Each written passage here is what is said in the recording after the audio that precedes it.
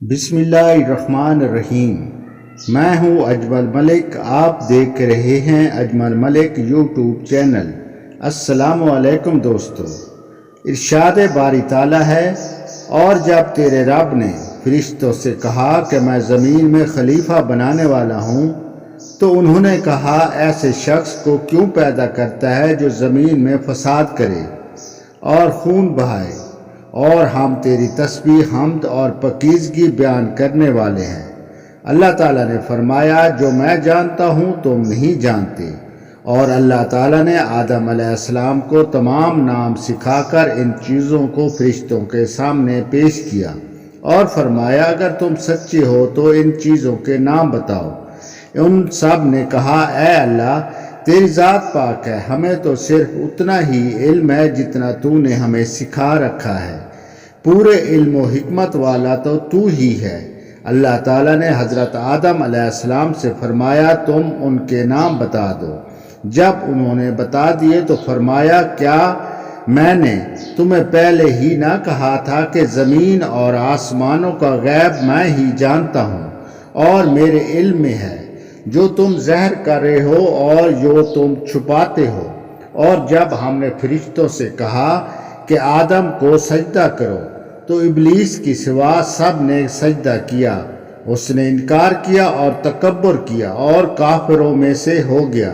اور ہم نے کہہ دیا، اے آدم، تم اور تمہاری بیوی جنت میں رہو، اور جہاں کہیں سے چاہو با فراغت کھاؤ، لیکن اس درخت کے قریب نہ جانا ورنہ ظالم ہو جاؤ گے۔ لیکن شیطان نے ان کو بہکا کر وہاں سے نکلوا ہی دیا، اور ہم نے کہہ دیا کہ اس جنت سے اتر جاؤ، تم ایک دوسرے کے دشمن ہو، اور ایک وقت مقررہ تک تمہارے لیے زمین میں ٹھہرنا اور فائدہ اٹھانا ہے۔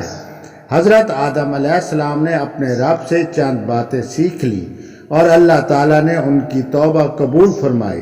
بے شک وہی توبہ قبول کرنے والا ہے اور رحم کرنے والا ہے۔ ہم نے کہا، تم سب یہاں سے چلے جاؤ، جب کبھی تمہارے پاس میری ہدایت پہنچے تو اس کی تابعداری کرنا، تاکہ تمہیں کوئی خوف اور غم نہ ہو، اور جو انکار کر کے ہماری آیتوں کو جھٹلائے وہ جہنمی ہے اور ہمیشہ اسی میں رہیں گے۔ اللہ تعالیٰ کے نزدیک عیسیٰ علیہ السلام کی مثال آدم علیہ السلام کی مثال کی طرح ہے، جسے مٹی سے بنا کر کہہ دیا کہ ہو جا تو وہ ہو گیا۔ اے لوگو، اپنے پروردگار سے ڈرو، جس نے تمہیں ایک جان سے پیدا کیا اور اسی سے اس کی بیوی کو پیدا کر کے ان دونوں سے بہت سے مرد اور عورتیں پھیلا دی، اس سے ڈرو۔ تو دوستو، آگے اللہ تعالیٰ فرماتا ہے اور ارشاد باری تعالیٰ ہے، اے لوگو، ہم نے تم سب کو ایک ہی مرد سے پیدا کیا، اس لیے تم سب ایک دوسرے کے پہچاننے اور کنبے قبیلے بنا دیتے ہو۔ اللہ کے نزدیک تم سب میں باعزت وہ ہے جو سب سے زیادہ ڈرنے والا ہے۔ بلا شبہ اللہ تعالیٰ علم اور باخبر ہے۔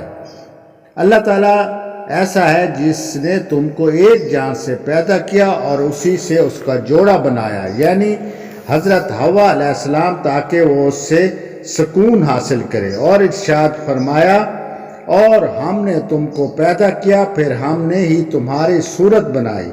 پھر ہم نے فرشتوں سے کہا کہ آدم کو سجدہ کرو، سو سب نے سجدہ کیا سوائے ابلیس کے، وہ سجدہ کرنے والوں میں شامل نہ ہوا۔ اللہ تعالیٰ فرمایا، جو سجدہ نہیں کرتا تو تجھے کس نے سجدہ کرنے سے روکا ہے، جبکہ میں نے تجھے حکم دیا ہے؟ کہنے لگا، میں اس سے بہتر ہوں، آپ نے مجھے آگ سے اور اسے خاک سے پیدا کیا ہے۔ اللہ تعالیٰ نے فرمایا، تو آسمان سے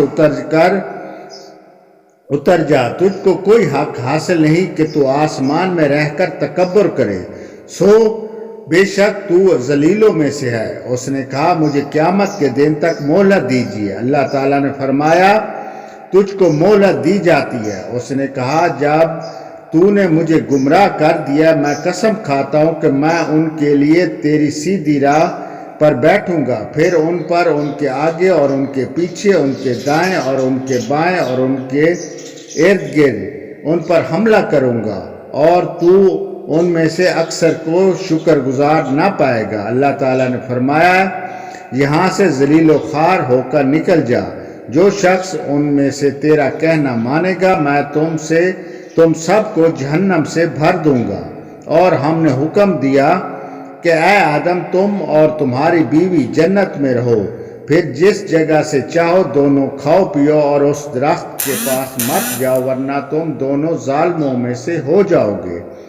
پھر شیطان نے ان دونوں کے دلوں میں وسوسہ ڈالا تاکہ ان کی شرمگاہیں جو ایک دوسرے سے پوشیدہ تھی دونوں کے سامنے بے پردہ یعنی بے لباس ہو گئی، اور کہنے لگا تمہارے رب نے تم دونوں کو اس درخت سے صرف اس وجہ سے منع کیا ہے کہ تم دونوں کہیں فرشتے ہو جاؤ یا کہیں ہمیشہ زندہ رہنے والوں میں سے ہو جاؤ۔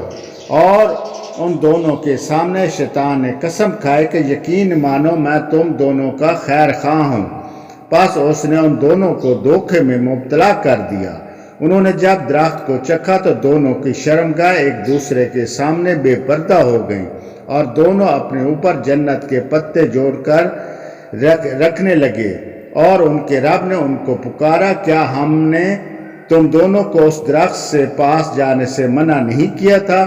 اور یہ نہ کہہ چکا تھا کہ شیطان تمہارا کھلا دشمن ہے؟ دونوں نے کہا اے ہمارے رب ہم نے اپنا بڑا نقصان کیا، اور اگر ہماری مغفرت نہ کرے گا اور ہم پر رحم نہ کرے گا تو واقعی ہم نقصان پانے والوں میں سے ہو جائیں گے۔ اللہ تعالیٰ نے فرمایا اتر جاؤ تم ایک دوسرے کے دشمن ہو، اور تمہیں ایک مدت تک زمین میں قیام کرنا اور نفع اٹھانا ہے۔ فرمایا کہ وہاں ہی زندگی بسر کرنا اور وہاں ہی مرنا، اور پھر اسی سے نکالے جاؤ گے، جیسا کہ اللہ تعالیٰ نے دوسرے آیات میں فرمایا اسی زمین میں سے ہم نے تم کو پیدا کیا اور اسی میں پھر واپس لٹائیں گے، اور اسی سے پھر دوبارہ تم سب کو نکال کر کھڑا کریں گے۔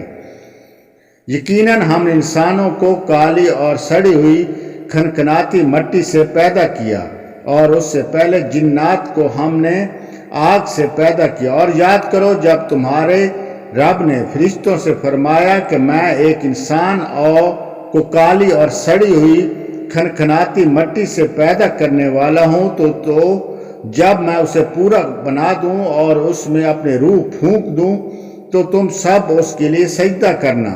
چنانچہ فرشتوں نے سجدہ کیا سوائے ابلیس کے، وہ سجدہ کرنے والوں میں شامل نہ ہوا۔